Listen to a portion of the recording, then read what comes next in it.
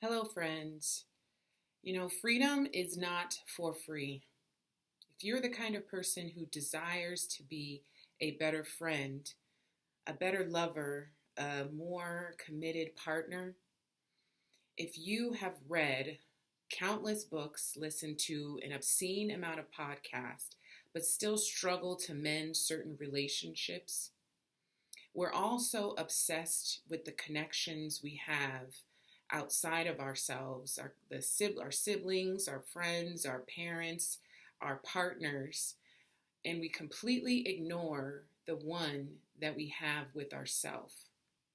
But there are 4 agreements that you can make today that will bring you a deeper sense of inner peace and freedom by next week.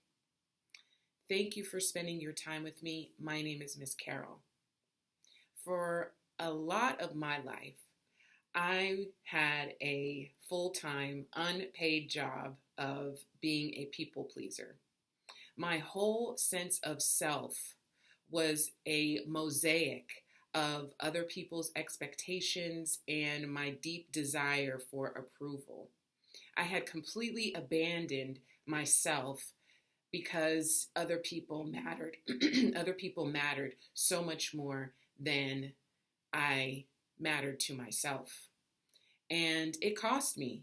Again, freedom is not for free. And if you are unfamiliar with Fannie Lou Hamer, who is responsible for this quote, do yourself a favor, spend some time researching this woman, because it cost me a lot.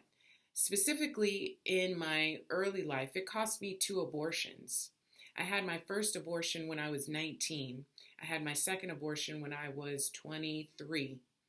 And specifically, the second one was extremely traumatizing because I knew in my spirit that I wanted to have a conversation with this guy that I was with, but I just did not have the confidence. I did not have the relationship with myself to speak up for myself.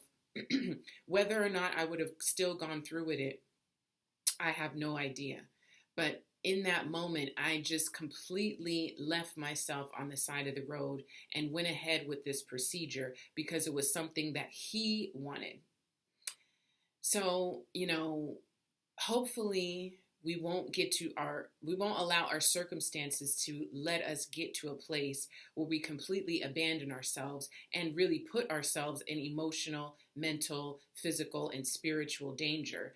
But unfortunately, sometimes it takes that. Sometimes it takes us putting ourselves in harm's way to recognize the validity of our own inner peace and our own sovereignty. And that's one of the commitments you can make to yourself. The first commitment is companionship.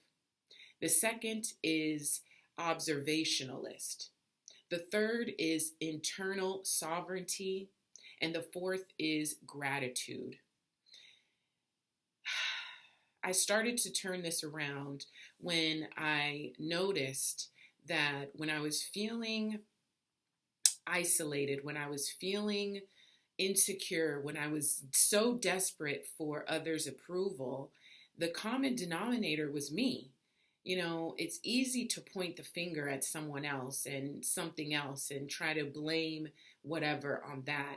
It is a much more challenging endeavor to look yourself in the mirror and say, how am I responsible for these circumstances in my life? And that's what I really had to start doing, is because I was just so lost in the pleasing of other people. So I was completely neglecting the relationship that I had with myself. When you are a companion, when you look at companionship, a companion, unless you're talking about a dog, well, dogs can walk beside you too.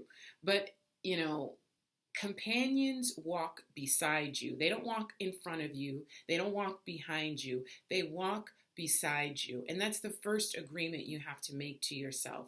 You have to commit to transforming your inner critic to a companion. Negative self-talk is not self-improvement. You telling yourself that you're why did you give your power away? Why did I do this? And, I'm so stupid and all of these things. That's not a recipe for self-improvement. That's just negativity. You need to be aware of the inner monologue that you have with yourself. We all crave an intimacy with life, an intimacy with our relationships. But again, we ignore and we neglect the intimacy that we have with ourselves. And that starts with the inner dialogue that we have with ourselves. Have a feeling, whatever it is. Don't judge it. Just have it. Just experience it. Experience the shame. Experience the guilt. Experience the pleasure. Experience the confusion. Don't judge it. Just sit with it. Your mind is a garden. And when you are habitually negatively self-talking, you are poisoning the soil of that garden. Nothing can grow when the soil is not treated with care. And I don't have a green thumb, but I know that. The next agreement that we have to make with ourselves, we have to stop being so reactionary and we have to begin being an observationalist. What does it mean to have inner peace? It is not the absence of negative emotions. It's not the absence of negative thoughts. It is the awareness of them. Again, observe, being in control. And, that's another trap that we find ourselves in. We have a negative thought, we have a negative feeling, and because we want to control it so much, it's almost like we do the thing that is inevitably the same thing as the negative inner talk by trying to control it. There's so much freedom when you are just the observer of your feelings, because you are not your feelings. You are not your thoughts. That spirit that is within you can never be compromised. Learn to just observe them. The next thing that we need to do is go from external validation to internal sovereignty. We live in a society, in a culture that is just so obsessed with the external. What can we drive? How much money do we have in our bank account? Where do we live? What zip code do we live in? To a certain degree, those things do matter. We're all going to have to get things done. But you cannot be afraid to take responsibility when you find yourself in circumstances or around people that are not good for you. They are not good for you. After I got out of these relationships where I had these 2 abortions when I was so young, when I was, finally finding my footing and finally getting a little more comfortable with myself, I met someone. And that's usually what the universe will do. The universe will bring a circumstance to your reality to challenge the certainty of your spirit. Brought this person to me, and he was funny. Oh my goodness, he was funny, he was smart, all the things. He had a great smile. And I knew immediately, I was like, oh, okay, we can be great friends, but nothing should ever come from this. And the first time we had sex, I knew immediately, man, we shouldn't be doing this. I knew immediately. The only reason why I had sex with him was because it was his birthday. And, he gave me a whole sob story. He didn't have anybody to spend his birthday with. This is the millionth birthday that he spent by himself. And, we had sex, whatever.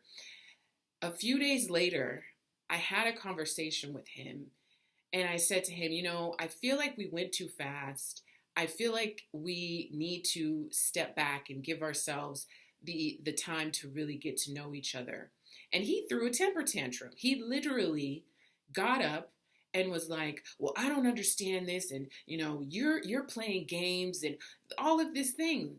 And I was so seeped in my need for approval. I did not have the internal sovereignty that I went along with this relationship for another, oh God, at least another decade off and on, because I really just didn't have the power to really just step away from him. We have to get to a point where selfishness is not selfish, it is self aware. Self awareness means I have a boundary. This is my boundary. And the ironic and thing about freedom is once you know what your boundaries are, you have the space to create the freedom within it, but you have to be able to exert that boundary. Had I been able to exert that boundary with him in specific, I would have saved myself years and years of lessons and heartache. But again, you got to learn those lessons some kind of way. So we have to get to a point where we are not so dependent on external validation, and we really trust the inner monologue, the inner sovereignty that we all carry with us. The next thing is going from negativity to gratitude. Just this one agreement, just this one, will bring such inner peace because we all have so much to be grateful for. We often feel like by focusing on the things that we do not want will then create the circumstances that we do want. But that is not the way the universe works. Anything that you focus on, whether it's negative or positive, you are calling forth more to you. So it does not matter if you are aware of it or not. The universal consciousness, your energetic field, is not going to lie to you.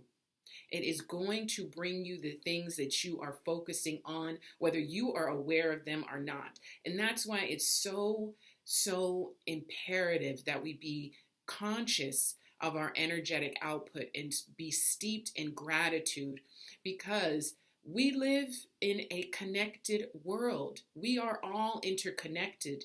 So the gratitude that I am feeling with 100% certainty might keep that person who wishes me harm on the other side of the street. And I really do feel that 1000%. It's like you create a barrier for yourself when you really steep yourself in gratitude. I lived in LA for many, many years, and I met a lot of bobos. This was one of those bobos that I met. And when I would drive in traffic, because there's always traffic in LA, there was somewhere along the line where I started to ride in silence. And it was so wonderful because just that small thing of deciding to ride in my car in silence, I was able to just become so much more aware of my surroundings. I could see, the trees. I could see the birds. I could see the other people in the cars. People drive cars like they don't kill people and like they're just robots. There are people in those cars with lives and with families and with friends. We don't be disconnected from them because they are other humans. So what does it mean to feel inner peace? What does it mean to feel freedom? It means that your relationships will get better. Your opportunities for careers will get better. When you give yourself the grace and the patience that it's going to take to cultivate this freedom and this inner peace, you have no idea how the universe will surprise and delight you. And it's not about a length of time, That's why I love the agreement of gratitude, because there have been so many times when I was feeling grateful and I literally looked down and found money, or I found someone or I came across somebody in the supermarket that just wanted to give me a hug, or I had a little girl in the supermarket tell me how beautiful I was. These things that happen, they're not synchronicities, they're purposeful. They are for you. So that's what will happen when you develop this agreement of gratitude. You will notice the quality of your relationships. Maybe not the quantity, but the quality of them will be deeper, richer, and more meaningful. They might not last as long as you would like them to, but that has to be okay too. So, again, freedom is not free. It is going to cost you. What agreements are you willing to make with yourself today that will guarantee your inner peace tomorrow? If you have any questions, please leave them in the comment section. I wish you all the abundance, all the freedom. You are doing the work. I am so proud of you. My name is Miss Carol. Thank you. Be well, and I'll see you on the next one.